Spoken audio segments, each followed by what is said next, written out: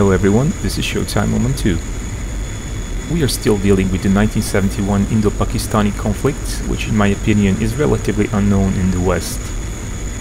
When it broke out, one of the things that many aviation enthusiasts were curious about was the clash between F-104 on Pakistani side and MiG-21 on Indian side. In the previous conflict of 1965, Indian MiG-21s were not yet fully operational, so the clash didn't happen. India was the first Asian nation to acquire jet fighters. Already in 1948, they purchased de Havilland Vampires from the UK. Pakistan, on the other hand, became the first Asian nation to operate a Mach 2 fighter when they received their first F-104 Starfighters in August 1961. 12 of them equipped 9th Squadron based at Sargodha. They were used A and B models from USAF inventory. Before the delivery, they were refurbished with more powerful engines and upward-firing ejection seats. M61 gun, previously removed during the USAF usage, was reinstalled. India, on the other hand, initially relied on British designs such as Hunters and Gnats. After the Pakistani acquisition of the Starfighter, India started to look for a way to counter this new threat. France opposed the licensed production of Mirage 3 proposal. Interest was shown to purchase F-104s too, but USA refused to sell them without political constraints on their use. The only other remaining choice was the USSR, which agreed to sell India their MiG-21 fighters. First F-13 models arrived in 1963 and 1964, followed by additional 2 PFs in 1965. As already mentioned, MiG-21 played only a minor role in the 1965 conflict. Pakistan lost 2 F-104s in this war. However, there were other non-combat losses among the F-104s, and by 1970, only one half of the original number were now airworthy. The ability to maintain its Starfighter force was seriously affected by American weapons embargo. A temporary exception was made, and the delivery of spare parts enabled Pakistan to operate their remaining F-104s when the 1971 war began. But that wasn't all. Pakistan had excellent relations with Jordan, a nation that also operated F-104. Pakistan's request for a loan was approved by Jordan and 10 aircraft were sent. They arrived on 13 December 1971, ready to participate in the war. Political constraints prevented them from flying across the border and into Indian airspace. Indian Air Force, on the other hand, boosted their numbers heavily with 175 MiG-21 FLs and 150 Sukhoi 7s, while Hunters, Gnats and Canberras remain operational in large numbers too. One of the missions flown by Indian MiG-21s was to escort aircraft such as Hunter or locally built Maruts on ground support missions. Secondary purpose was to lure out Pakistani F-104s to fight.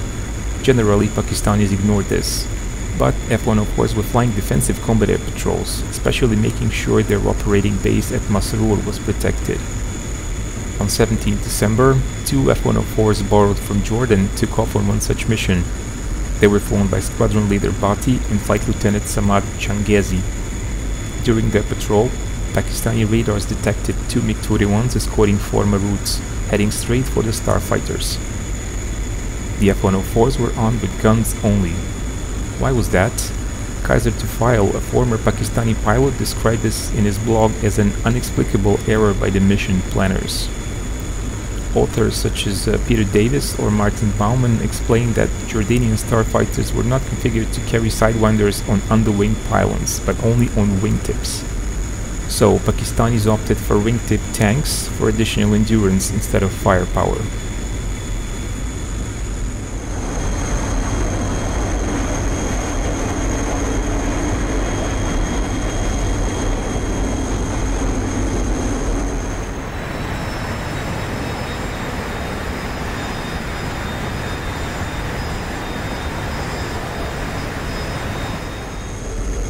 As the two opposing flights passed each other head-on, Pakistani wingman Changezi managed to position himself behind the lead MiG.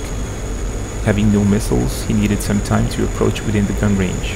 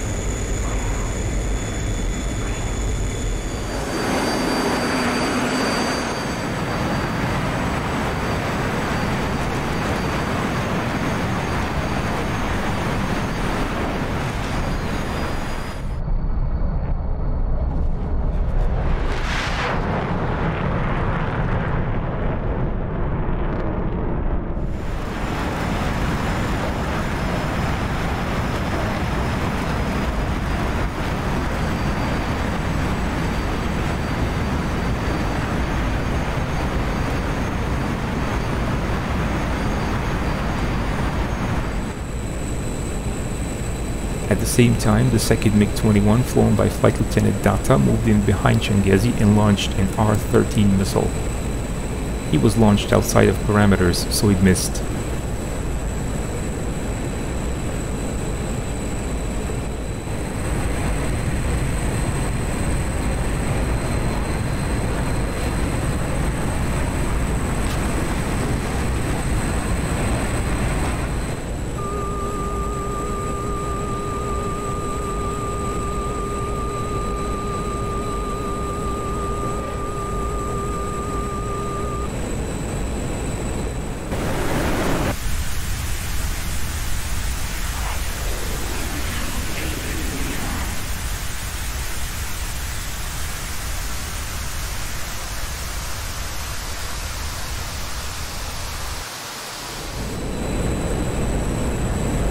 Pakistani pilot didn't respond to his leader's warnings to jettison his fuel tanks and disengage. He was probably too fixated on his target.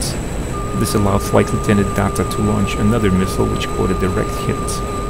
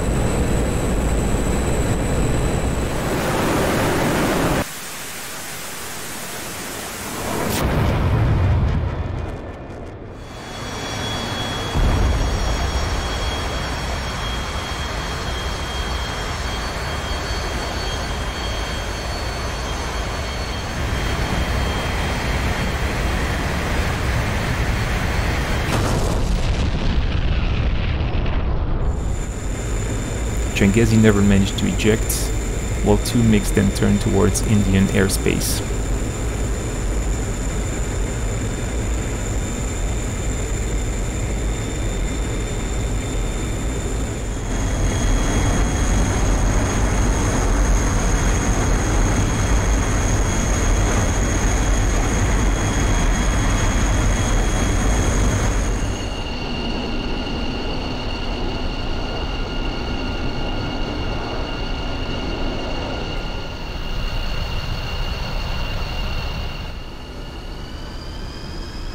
This was the last day of the war. The anticipated clash between F-104 and MiG-21 resulted in a clear victory for the MiG.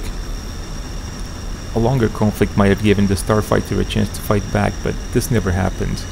The remaining Pakistani aircraft were retired soon after the war, and 6 surviving airframes were preserved for display. As this video is produced, India is still flying a significant number of MiG-21s.